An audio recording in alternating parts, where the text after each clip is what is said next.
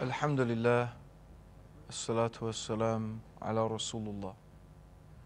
I hope to be able to prove to any rational person, any right-thinking human being, that not only that there is a God who has created all of us and sustains the universe in which we exist, but also that God has sent to human beings guidance through which and by which we can live our lives and earn His pleasure in this life and the next.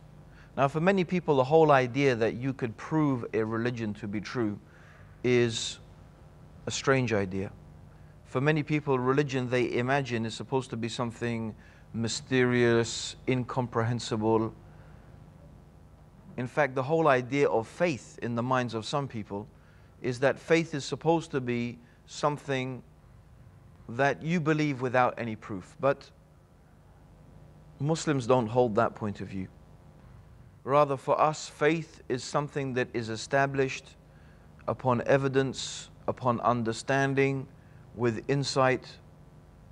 In the same way, for example, that a scientist has a theory, and that theory is supposed to be supported by evidence through observation of reality. So by observing reality, by observing the world, by observing various phenomena, the scientist comes to a conclusion based upon that observation. Now, before we start our conversation, I have to lay down a few fundamental points, some issues that we all have to agree on. If we don't agree on these issues, you can turn off the TV now, because there's not going to be any point in this discussion if we don't agree on a few basic fundamentals. So the first basic fundamental that we have to agree on is this: that the world in which we live and this universe in which we live is real. It is real. It's really there. It's not like in the film The Matrix, is that everybody in their mind, it's a computer-generated image in their mind, and maybe reality is not reality anymore. I mean, okay, it's possible that that could be true, but what does it benefit us thinking like that? No, we have to accept that the world in which we live is real. I am real, you are real, the sun is real, the trees are real, the air is real, and this is a real world. And the way we understand our world and the way we understand ourselves is by observation and by using our minds. This is the way that we understand reality. This is the way that we make sense of our everyday lives. We use our minds, we think, we reason, and all human beings have something in common. There is something in common that makes us all human beings. There are certain physical features we have, but there are also certain mental features and ways of perceiving reality that we share. That's common to our humanity. So one of these things is what we call common sense. We can call it common sense, or the ability to reason. And there are certain things that we all agree upon. And no two human beings would differ, except that if that person differed about this, we'd say, that guy's crazy, that guy's mad. He doesn't, his brain isn't working properly. So one of the things we all, for example, let's take an example. One of the things that we all agree about is this: that the part of something is less than the whole of a thing. Part of something is less than the whole of the thing. We all agree with that? I'm sure we all agree with that. That's something every single human being everywhere is not going to argue about it. Okay. Another thing that all human beings can agree about, to give another example of something that we can all agree about, is that we don't find something coming from nothing. We don't find that. Human beings understand that where we see things working according to laws, working according to patterns, we see things constructed, we know that thing has come from somewhere. How did this universe come into existence? Where did we come from? What is the origin of all of this universe? If we can think about this and we can understand this and we can reason this, then we will find, step by step, we will come to an amazing, inevitable conclusion. So let's look at our universe. Let's look at the world in which we live. Let's look at ourselves. What we find when we observe the universe when we observe ourselves and we observe the world around us, we find that things are not only working according to laws and they're working according to systems and patterns, but these laws and these systems and patterns are amazing in their intricacy and their detail. And there are so many examples of this that are evident. Imagine instead of the earth rotating on its axis once every 24 hours, imagine instead that the earth was rotating very, very slowly. And in fact, a day was not a day, but it was what is now equivalent of 30 or 40 years. So what would you find? You would find that one part of the earth's surface would be almost constantly exposed to the sun. The other part of the earth's surface would be in darkness. The consequence of that would be one side of the earth would be superheated, the other would be supercooled. It would not be possible for life to exist. If there was not an ozone layer protecting us from the harmful effects of the sun's radiation, life on the earth would not exist. Could this perfect combination of gases, of movement, of various aspects, and I've just mentioned a few, be a product of some random event, of chance and coincidence? Let us, in order to understand this, go back and use what we decided already we're going to use. Let's use our process of reason. Let's use our common human experience. Is there anything in our human experience that tells us that you get such order, such fine and precise order from some random event? No. Our universal human experience tells us that where we see something working according to orders, working according to patterns, someone or something has ordered it. Someone or something made it work according to those laws and work according to those patterns. That's why, for example, an archaeologist could go and dig in the desert and find a simple piece of pottery, just a simple piece of pottery. Yet this archaeologist will be able to tell us so many things about the civilization that made that piece of pottery without ever seeing them. He didn't see them make the pottery, he didn't see their houses, he didn't see their buildings, but this man digs in the dirt, he finds this piece of pottery, and he will tell us so many things about this civilization, their state of technology, their transportation system, their level of intellectual capacity. Because he can examine the pottery, he can tell us at what temperature the ovens must have been at in order to bake the clay, to get it at this certain texture.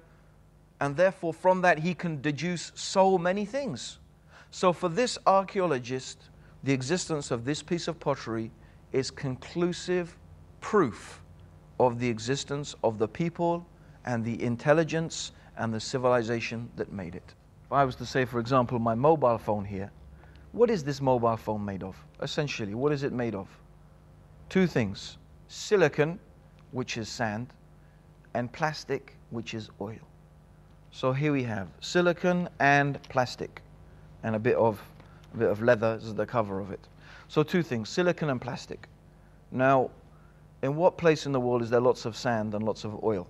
Well, for example, Saudi Arabia. There's lots of sand and lots of oil in Saudi Arabia. What if I told you I was walking along one day in the desert in Saudi Arabia, and here I found this mobile phone, a product of complete chance and coincidence, random events.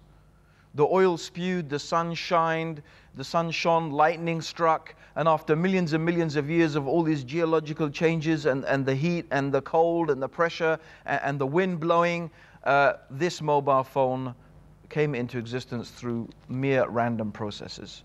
And say this is ridiculous.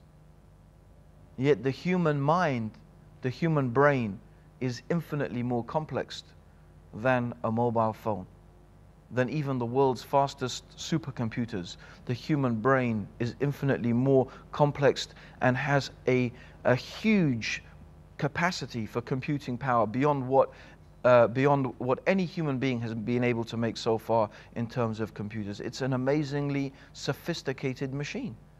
And in fact, with all the organs of our body, can we really believe? Is there anything in the totality of human experience that leads us to believe that these things are a product of some random event? No. Human experience tells us, reason tells us that When we find something ordered, it is a product of an intelligence that has ordered it and made it work according to these laws and these patterns. So we look at our universe, we look at ourselves, we look at our world, and we ask 3 simple questions. Did it come from nothing? That's the first question. Did it come from nothing? Did this universe come from nothing? Did we come from nothing? Do we find anything coming from nothing? No. There is nothing in our human experience to lead us to believe that something, let alone something so complex, could have come from nothing. So that's not a possibility.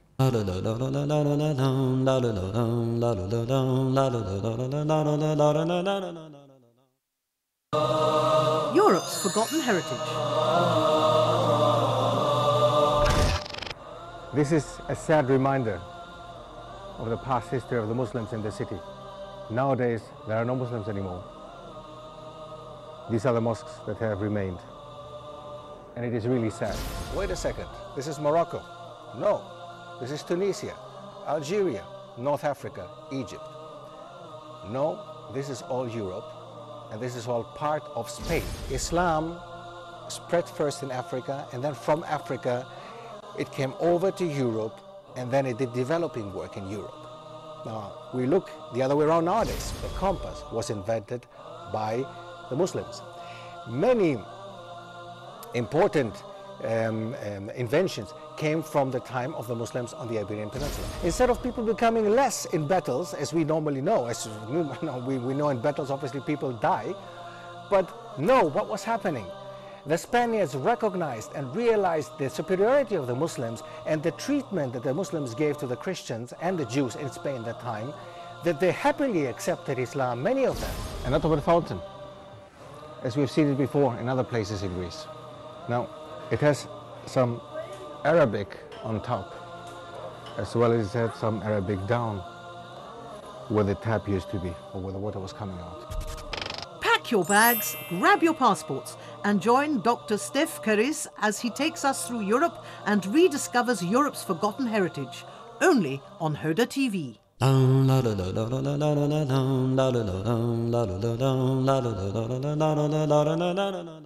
The second possibility, did it create itself? Did this universe create itself? Did we create ourselves? No.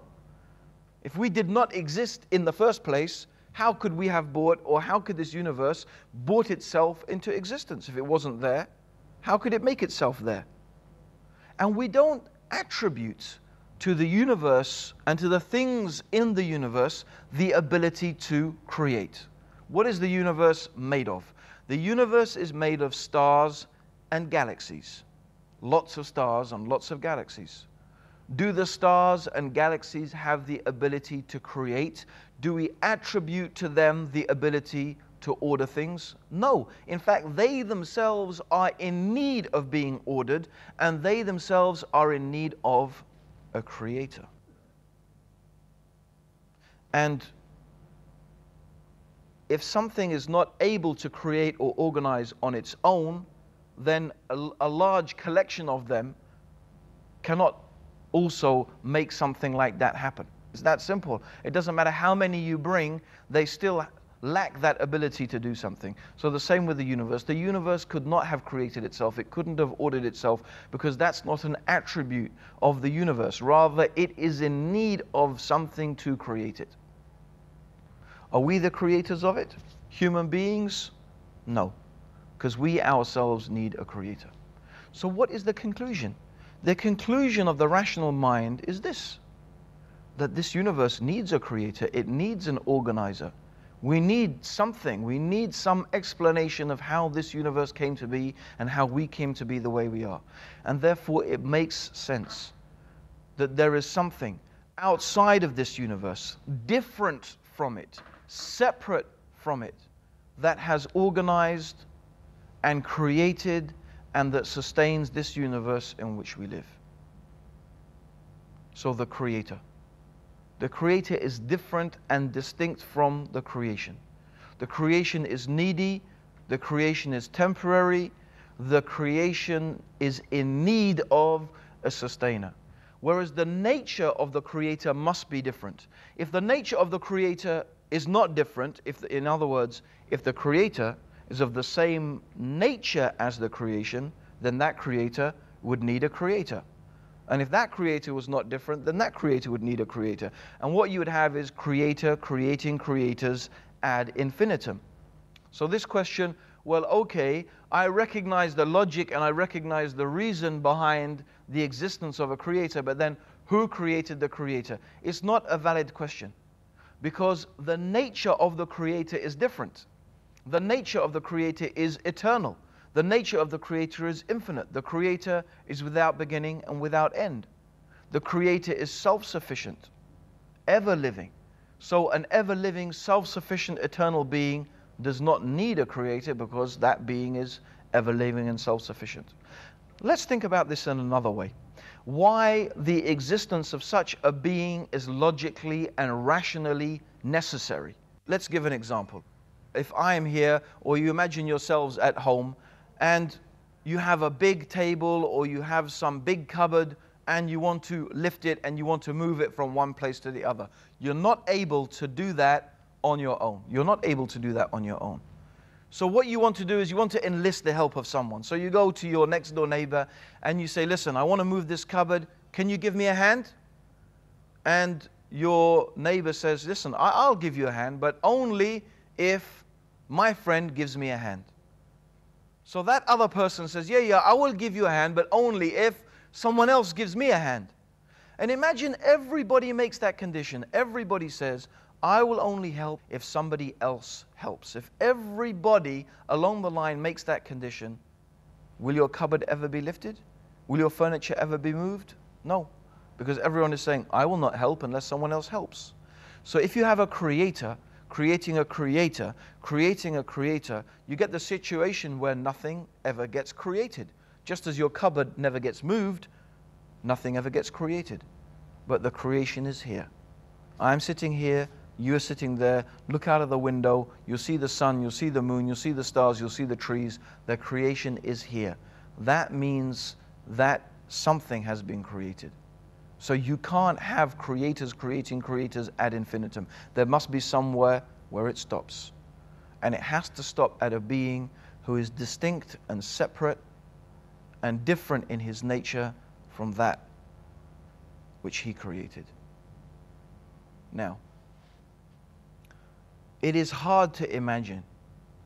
Reason cannot really accept that there could be two eternal, infinite, self-sufficient beings, let alone 3, 4, or 5. So the nature of this creation indicates to us that if there was more than one creator, there would not be a creation, there would be chaos. But rather the underlying unity and the intricacy and detail that we find existing in this universe indicates to us that there must be one united, wise, powerful and intelligent force behind all of this. So here's our discussion. Here's our reasoning. Here's our step-by-step, stage-by-stage process of reasoning that we have gone through. And what have we reached at the end of it? What we have reached at the end of all of this is a simple conclusion. This universe has a creator. This creator is different from the universe. The creator is wise. The creator is powerful. And there is only one such creator.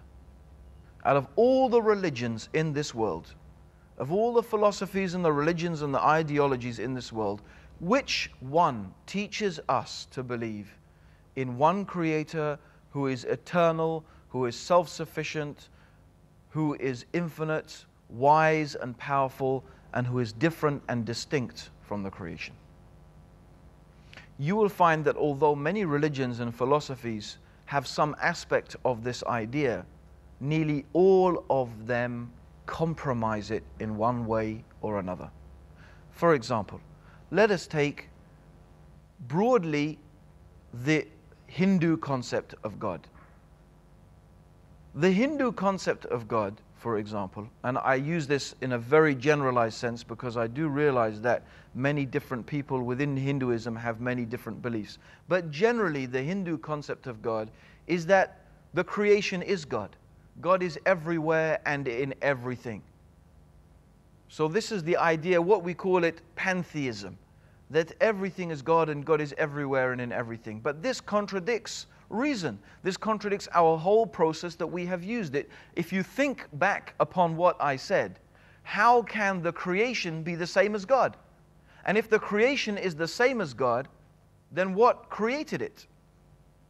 The whole rational basis that we used in order to understand that God exists falls on its face. So the idea that God and the creation is one and the same is not acceptable. It's not rational. It can't be understood by reason. There is no basis for such a concept and for such a belief. And then you find other religions, for example, Christianity. By and large, most Christians believe that Jesus was God. But traditional Christian theology tells us also that Jesus was the manifestation of God. In fact, many religions claim that God manifested himself as a human being or some type of creature. Again, this compromises that basic belief. How can something be creator and created at the same time? How can something be both eternal and infinite and finite and temporary? How can something be self-sufficient and needy at the same time? It's like saying the square became a circle but was still a square. How can a square become a circle and still stay a square? It doesn't make any sense. It's irrational, it's illogical. It's enough reason to reject any religion that tells us God became a man or God became some type of creature, because it's irrational. It doesn't make any sense. And it's something you can never, ever prove. You can believe it if you want to, but you can never prove it, because it's a commonsensical, rational impossibility. And whatever is a rational impossibility can never be proven. It's that simple. So what religion is there in the world? What religion tells us to believe in one God that is wise, self-sufficient, powerful, who has created this universe and sustains it? Well, you're reduced to very few religions. Perhaps the only two religions that teach such a clear concept of the one God is Judaism and Islam. Well, if you want to become a Jew, by and large, Orthodox Jews will tell you tough. Because if you want to become a Jew, you have to be born a Jew. Your mother has to be a Jewish woman for you to be a Jew. So what universal religion, what religion that is universal, that is there for every person, that invites every person to believe in this rational, simple, clear, commonsensical belief is left? Look to the Quran.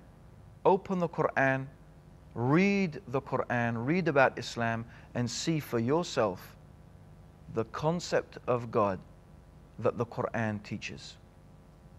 There is a chapter of the Quran called Surah Al-Ikhlas, the chapter of this purity of faith. It describes this concept of God so beautifully. It says, Kul huwa Allahu ahad, Allahu samad, lam yalid wa lam yulad wa lam yakul lahu kufuwan ahad. Say He is Allah the One. Allahu samad. That means Allah is the one which every single thing needs, but Allah is in need of nothing. So He is self-sufficient, in need of nothing, but everything needs Him. Lam yalid wa lam yulad. And He does not give birth. He is not the begetter. Rather, He is the creator. Wa lam yakul lahu kufuwan ahad. And there is nothing that can be likened unto Him. God is not like anything we can imagine. Whatever picture you can put into your mind, God is not like that. God is unique. God is different from this creation. And this is the beautiful, clear, rational teaching of Islam about God. And in fact, I would say, for any right-thinking, rational human being who uses their process of reasoning, that is reason enough and that is proof enough to show that Islam and the Quran is from the Creator of the heavens and the earth.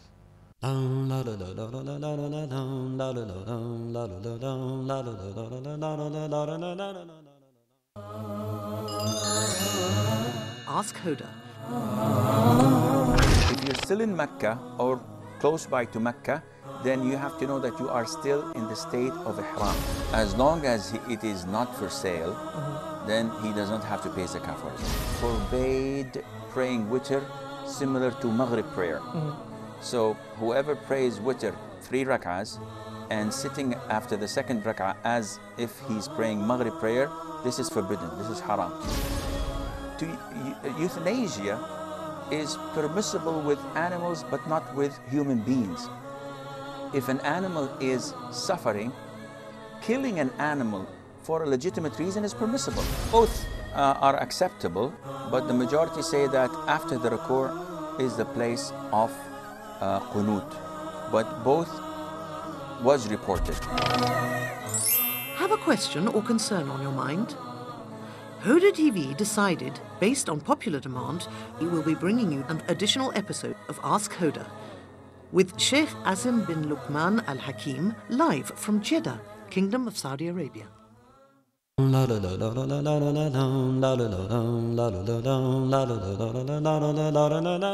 Alhamdulillah, as-salatu was-salam ala Rasulullah. Common sense and reason leads us and must inevitably lead us to believe that this universe has a creator, that there is one creator who is wise, powerful, and self-sufficient, that is different from the universe and the creation in which we live.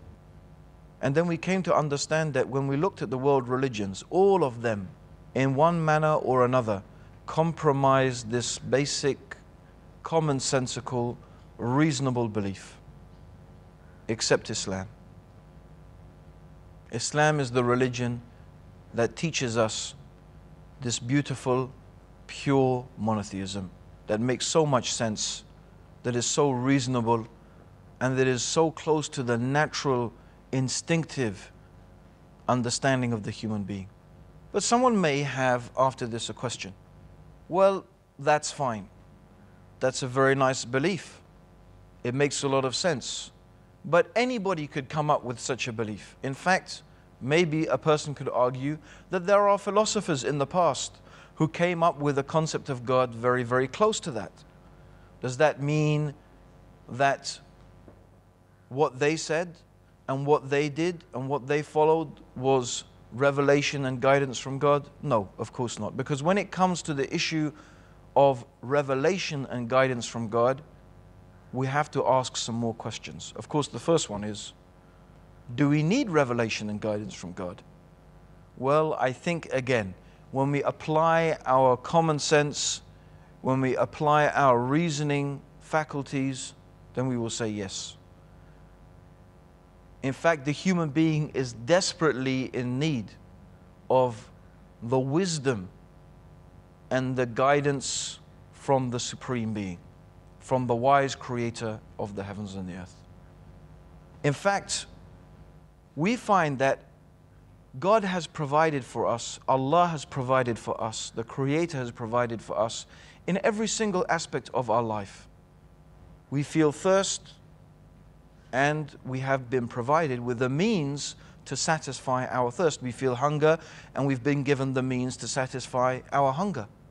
We feel love and the need for companionship, and the means to satisfy that love has been given to us. So we find in all our material needs, even in our emotional needs, the provision and the means to satisfy those needs is there. But the human being has another need, a need that is perhaps even greater than the physical and emotional needs. And we have the need to know what is the purpose of our life, why are we here, what is the reason for our existence. And not only that, to know the purpose, but once we know the purpose, to know how do we fulfill that purpose. So there is something very precious, and that's to know the meaning of life. And there's something more precious, that once you know the meaning of life, you know how to live that life. So the human being has a great need for that. And it would not be irrational or illogical to expect that when we look and we see the condition of the human being, that the one who has created this universe and provided for us in all aspects must have also provided for us in this most needy of all aspects, this desperate need for us to know what is the purpose of our life, what is the reason for our existence, and how to fulfill that created purpose. Also, we would say that any human being who looks at this universe and observes the bounty that its creator has provided us with would also wish to express their gratitude and their love and their appreciation for such a beneficent and merciful and bountiful creator. But then the question is there, how do we do that? How do we express our gratitude in a way that is pleasing to God? What are the things that this creator wants us to do? What is the manner in which this creator wishes us to express our gratitude? This is a very another important question.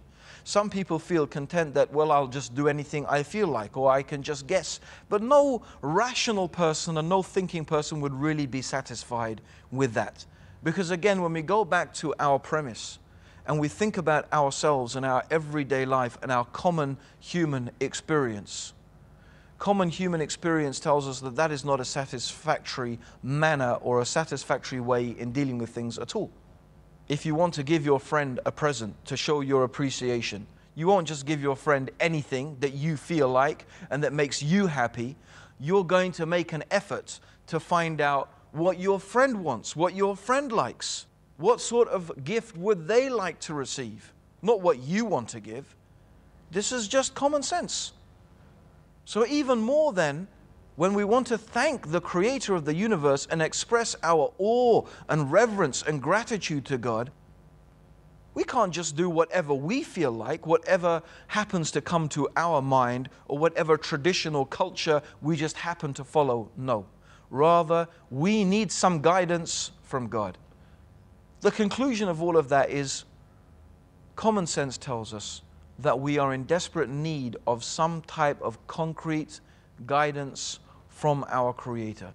Some revelation, some guidance, some means that we could be sure and that we could understand and that we could know that this is the way God wants us to live our lives. This is the purpose for which God created us. This is how we could thank Him and express our gratitude to Him. Lots of people claim in one way or another to be bringing that guidance from God. Lots of people are claiming, I'm getting a message from God. I'm getting a revelation from God. God wants you to do this. God doesn't want you to do that.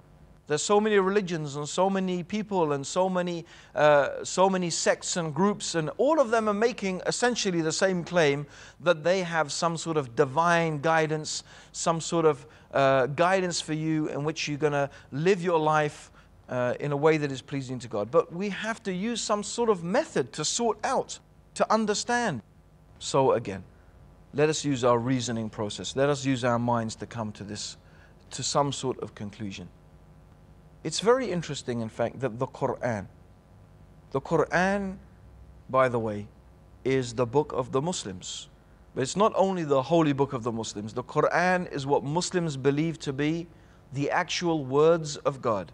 The words of God, the speech of God that was revealed to God's final messenger, Muhammad, may God's peace and blessings be upon him, 1,400 years ago. The Quran actually gives a type of criterion, a type of means that the human being could use in order to distinguish something that is revelation and something that is from God against something that is a human invention. So the Quran gives forward a simple suggestion or a simple statement. If this book, the Quran, was from anyone else other than God, you would find within it many discrepancies, many contradictions. That's quite a simple, quite a rational, and quite a sensible proposition. If God is all-knowing, and if God is all-wise, and God is all-seeing, and God is all-hearing, certainly from our previous thinking and previous process, and looking at this universe and looking at this creation, we can definitely understand that the one who created this universe is very wise and very powerful. This creator is able to string together the molecules and atoms to form the chain of the DNA. The DNA that is the blueprint that makes creatures what they are.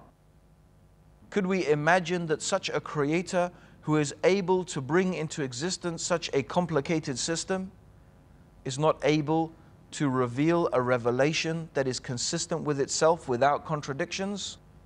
No, surely such a wise and powerful being is more than able to reveal to human beings a book, a revelation that is free from contradictions, that is free from discrepancies. So this is a type of challenge that the Quran lays down that we could apply not only to the Quran itself, but to any scripture or any book or any person who comes along claiming revelation and claiming guidance from God. How could a book 1,400 years old have information that was not known at that time at all by anybody and that has only been discovered recently? This is the sort of thing we would expect from a revelation that is from God. We would not expect a revelation from God to tell us that the earth is resting on an elephant which is standing on a tortoise which is swimming in the sea. This is the type of statement we would not expect to find in a book that's from God. This is a type of fairy tale, a type of fantasy story, a type of bedtime invention that some mother invented to tell their children. It's not something we could accept to be a revelation from God. For example, to take another example, the Bible.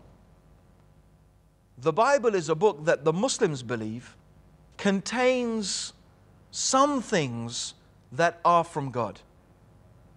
But we also believe that this is a book that has become corrupted and distorted throughout time.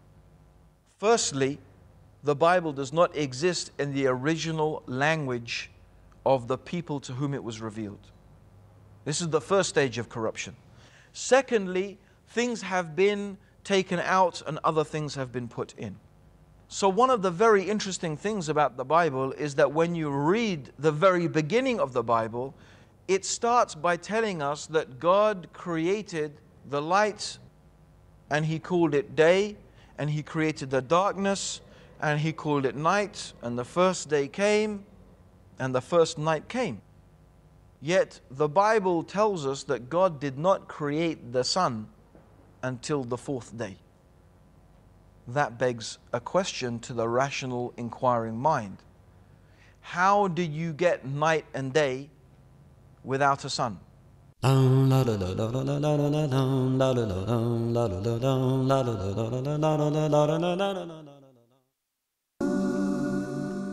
Allah the Most High and Merciful says, "Invite to the way of your Lord with wisdom and fair preaching." Do you want to join Huda in calling to Allah? Do you want to spread the message like the prophets did? Do you want to share in the blessings and rewards? Why not support Huda towards these noble aims? Why not sponsor a program of your choice? If you would like to help Huda in spreading the correct message of Islam, please send an email to support@huda.tv or call +2 014 327 1771 for more details, or fax +2 023 8555 251.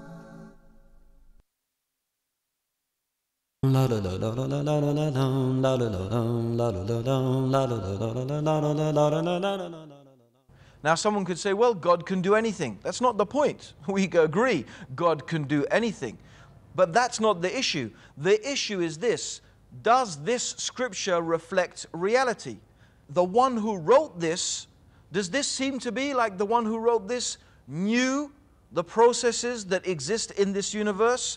That the night and day is caused by the alternation and the rotation of the earth on its axis? No. The one who wrote the Bible clearly did not know that this was the process through which the night and day occurred. They obviously imagined that there was some entity of light and some entity of darkness, and that light and darkness were caused by the existence of these entities. In fact, this was exactly the ancient Babylonian myth. So what we find is the Bible actually, rather than reflecting scientific fact, actually reflects ancient Babylonian mythology. And it would seem that the Bible, or not that there was an original Bible, that the true revelation of God was corrupted and changed in order to make it conform with these mythologies and these ideas that existed at the time. So we therefore cannot say that such a book is from God. Rather, because on the basis of what? On the rational basis that this actually contradicts reality. These statements contradict reality. And that is a discrepancy. And we would not imagine that a book that is from God to contain such contradictions and to contain such discrepancies. But when we examine the Quran, when we look at the Quran, we find not only is the Quran consistent with itself and consistent with external realities, in fact, the Quran is making statements that, as I mentioned before, scientists have only begun to discover recently. Statements about astronomy, statements about geology, statements about biology, statements on oceanography. In fact, so many fields of scientific discovery, the Quran is mentioning things that are amazing. Some of the top world scientists, how could this information be in a book 1,400 years old? And some of them have concluded quite rationally, quite sensibly, that it must be a revelation from the Creator of the heavens and the earth. So this is one manner in which we could decide and we could see whether a book is revelation or not. So first of all, the Quran calls us to this beautiful, pure, monotheistic belief, this rational belief that there is one God who has created everything and that God is different and distinct from the creation. Secondly, the Quran is consistent with itself. Now there is one more thing I want to look at. And the other aspect I want to look at is the messenger, the person to whom the revelation was given. Now there are many different ways we could imagine.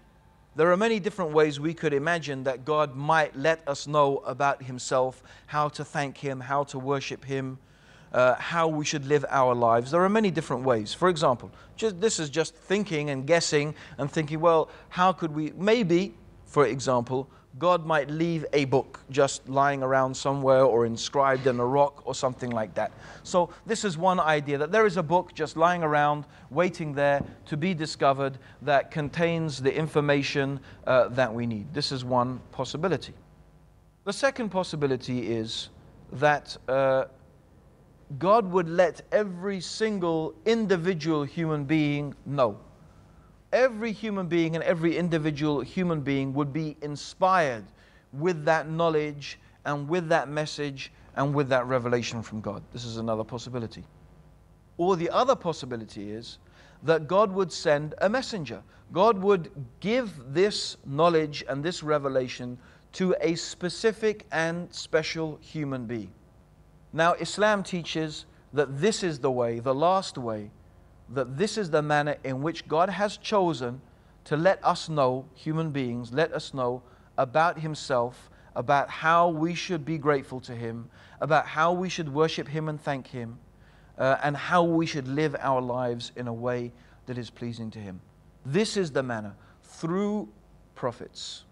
So Islam accepts and believes in the concept of prophethood, that there are special, chosen human beings. And again, when we think about it, when we look at the nature of the human being, and when we look at this option as compared to other options, we find without doubt that this is the most rational, this is the most sensible, and this is the best means of conveying that message to the human beings, because there are really more weaknesses and more deficiencies in the other methods. For example, one of the deficiencies in the idea that God could have left some book lying around, or God could have inscribed this message somewhere and we just discover it and we have to go and discover it. One of the deficiencies in it is there is no practical example of another human being living and acting out that revelation. This is a problem, because human beings might say, well, that's all well and good, and here are all these rules, and here are all these things that we have to follow, and this is how we should live our life. But where's a practical example? Where can I see someone doing that?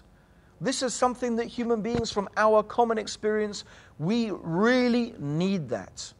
We have a great need of a practical example for us, either to see directly in front of us or that we could read about historically, but we need some physical, practical example to see a human being doing those things. That's why the idea of some divine being, some God, some demigod, some angel, some supernatural being coming down, it's very deficient, because it always leaves the argument open. But hey, that's not a person, that's an angel. That's not a human being, that's a God.